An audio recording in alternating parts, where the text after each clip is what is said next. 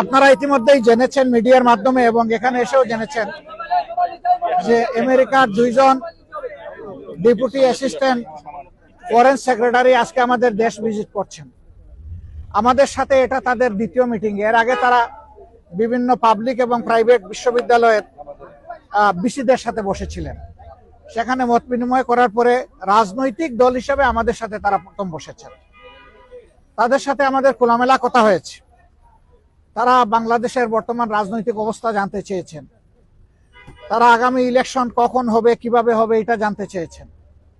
তারা জানতে চেয়েছেন যে সবগুলা দল রিফর্ম চাচ্ছে, সেই রিফর্মটা কি হতে পারে, আমরা কি চাচ্ছি, আমরা যদি আগামীতে দেশের দায়িত্ব পাই তাহলে আমাদের ইকোনমিক পলিসি এবং ফরেন রিলেশনটা কেমন হবে। তারা রিজিওনাল বিভিন্ন বিষয়ে, আঞ্চলিক বিষয়গুলো আমাদের কাছ থেকে জানতে চেয়েছেন। আমরা এই সমস্ত বিষয়ে তাদের সাথে খোলামেলা কথা বলেছি। তারা মাইনরিটি ইস্যু নিয়ে কথা বলেছেন। তারা এখানে ওমেন্সদের রাইটস নিয়ে কথা বলেছেন। তারা লেবার রাইটস নিয়ে কথা বলেছেন। আমরা এই সবগুলা বিষয়ে তাদের সাথে কনভারসেশন করেছি। এর পাশাপাশি আমরা তাদেরকে অনুরোধ করেছি যে আমাদের দেশ এখন একটা ক্রিটিক্যাল জাংচারে আছে, একটা ক্রুশিয়াল টাইম পাস করছে।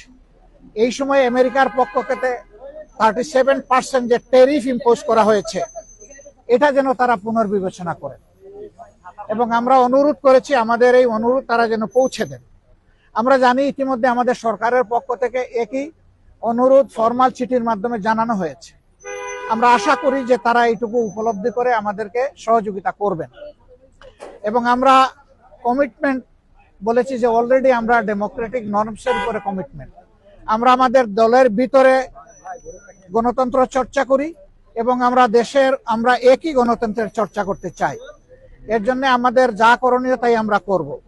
উদাহরণস্বরূপ আমরা বলেছি যে প্রত্যেকটা ক্রেডিবল ইলেকশনে আমরা অংশগ্রহণ করেছি, কম হোক বেশি হোক সংসদের ভিতরে আমাদের সংসদ সদস্য ছিলেন।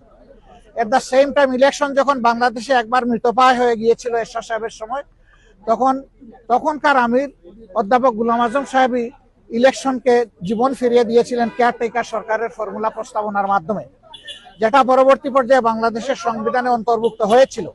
কিন্তু দুঃখজনকভাবে আওয়ামী লীগ এসে দলীয় স্বার্থে এটাকে সংবিধান থেকে নির্বাসনে পাঠিয়ে দিয়েছিল। এখন আবার সারা জাতি এটি চাচ্ছে এবং আশা করি আমরা এটা আবার পুনঃপ্রতিষ্ঠিত হবে। আমরা আগামী নির্বাচনটা পিয়ার ভিত্তিতে করতে চাই, যেটা ইতিমধ্যেই আমরা বলেছি, আপনারা জানেন। কেন চাই সেটাও আমরা বলেছি, আপনারা জানেন, নতুন করে বলার দরকার নেই। তারা শুধু এতটুকু জানতে চেয়েছেন যে আমরা কখন এই নির্বাচনটা অনুষ্ঠান দেখতে চাচ্ছি। আমরা বলছি যে সরকারের প্রধান উপদেষ্টা বলেছেন যে তিনি এই বছরের ডিসেম্বর অথবা আগামী বছরের জুনের মাধ্যমে ইলেকশন দেবেন। আমরা তার কমিটমেন্টে তিনি ঠিক আছেন এটা দেখতে চাই। আর আমাদের ভিউ হচ্ছে যে এটা রমজানের আগেই শেষ হয়ে যাওয়া দরকার। ওই জুন পর্যন্ত অপেক্ষা করলে তখন বর্ষা, ঝড় ঝাপটা, বিভিন্ন ধরনের প্রাকৃতিক দুর্যোগ আসবে, তখন আবার ইলেকশনটা অনিশ্চিত হয়ে যাওয়ার আশঙ্কা দেখা দিবে। আমরা এই জন্য চাচ্ছি ওই আশঙ্কার আগেই, রমজানের আগে যাতে এটা হয়ে যায়, আমরা সেটা আমাদের মত। আমরা বলেছি যে এরকম